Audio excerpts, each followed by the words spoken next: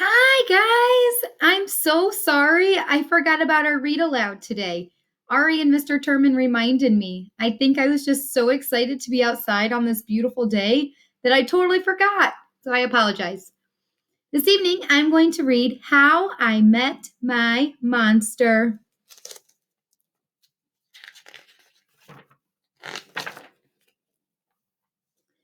One night, when I reached under the bed for my truck, I found this note instead. Monsters, meet here for final test. Ha! My parents were obviously trying to trick me into staying into bed. I didn't believe in monsters. So I crumpled up the paper, grabbed my truck, and zipped over to my garage. I heard some creaking and rumbling, but I wasn't scared. Our house always made noises at night. But then a voice under the bed scolded, "Stop that stomach rumbling! The child will hear you!" Voices? Stomach rumbling? If this was part of my parents' trick, it was pretty cool. I peered into the inky blackness. 5 pairs of eyes blinked back. "See, now he knows we're here," the voice sighed. "One of you has broken monster rule number 1. Maintain the element of surprise." This is no trick, I thought. There are monsters under my bed. A long-necked yellow monster slid out, followed by 4 little monsters. Rule number 2, the yellow one instructed, never block the bed. All of you, scoot over. I sat up straight, mesmerized by the monster parade shuffling across my bedroom.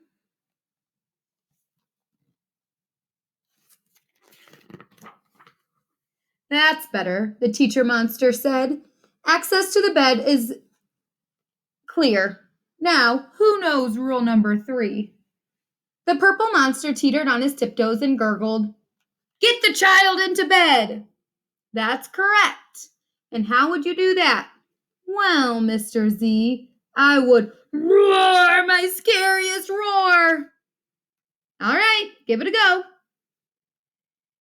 Jinhis took a deep breath, opened his mouth, and let out a tiny blurp. Stomach rumbling would have had a better chance of getting me into bed than that funny little noise, I laughed. The child is right, said Mr. Z, shaking his head. That was not sufficiently scary. I'm sorry, you're not the best monster for this child. There was some creaking as Jinnis slunk beneath the bed.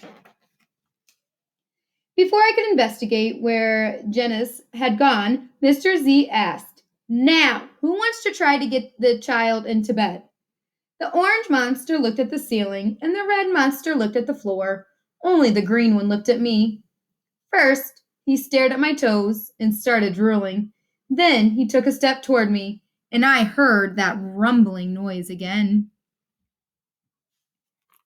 I sprang into bed so he couldn't get my feet. Mr. Z blinked. Very unconventional, Gabe. Your stomach gurgles seem to be what this child needs. What I needed was to make sure this little Gabe monster didn't eat my toes.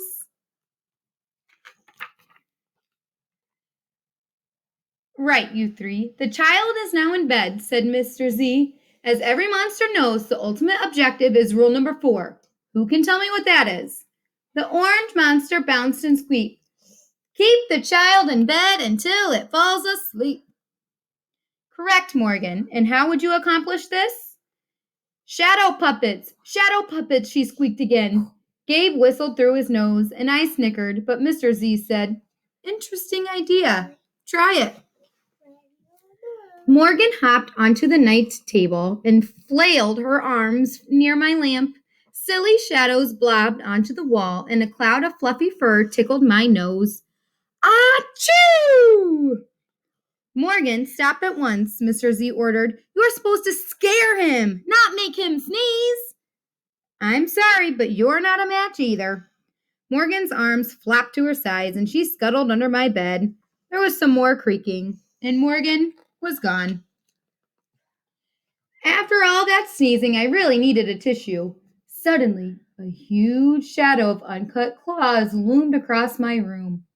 Awesome, I thought, and kind of scary. I froze in place. Mom, look at Powerful this guy, he's performance. So Powerful He's performance, doing that. Gabe, said Mr. Z. But do either of you see a problem? Ooh, I know, chirped the red monster. The child is out of bed again. Correct, Abigail, Mr. Z continued, and one of you must get him back in. Let's revisit rule number 1. Maintain the element of surprise.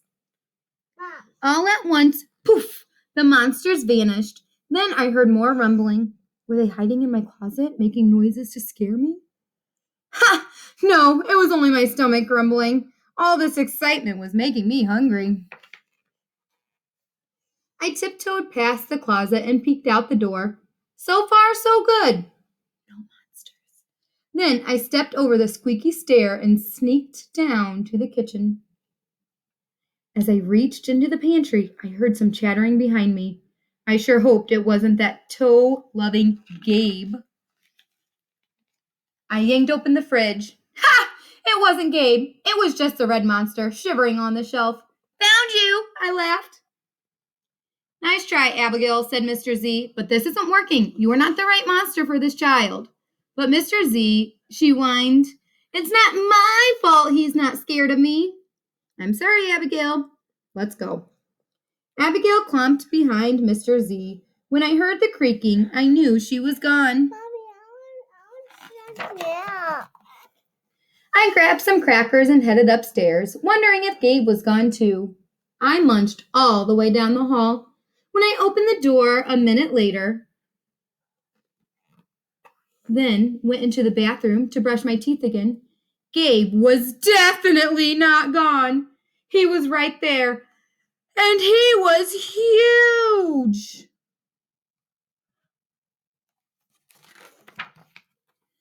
I charged into my room and slammed the door. When I leaped into bed, I knew my toes were safe. Whew. I was surprised to hear breathing under my bed, ragged breathing, and stomach rumbling. Hey, kid, Gabe growled. Good to see ya. I pulled my covers up tight. Now, if you don't mind, I'd like to start the evening with an ominous puddle of drool. I peeked over the edge of the bed. Green ooze spread soundlessly underneath. Then the bed quivered as Gabe unfurled his spiked tail. Well, this looks quite promising, Mr. Z noted. When I heard some more creaking, I knew Mr. Z was gone. I was alone with Gabe. Gabe loomed over my bed and began sharpening his uncut claws on my bedpost. How'd you get so big? I gasped. Rule number 5, my friend, he explained. People, food makes monsters grow. So thanks for the crackers. Got any toes I can munch on? I scrunched up my feet so Gabe couldn't get them. This was way better than playing with trucks. No toes tonight, but you can have this, I offered, tossing a stuffed monster off the bed. Gabe dove for it. His soft, comforting snorts filled the room as he snuffled the toy. I shivered. Kid, I think this is a beginning of a beautiful friendship. No other monster can scare me like you, I giggled. Gabe was the monster for me. His snorts and ooze were perfect. I yawned, then shivered again. I was asleep in no time. That was a long one. I'm so sorry about that, but I hope you enjoyed Carmen and I reading this story. I hope you also enjoyed the day. It's so nice outside. If you haven't been able to get outside, now is a perfect time. Have a wonderful day. See you guys tomorrow.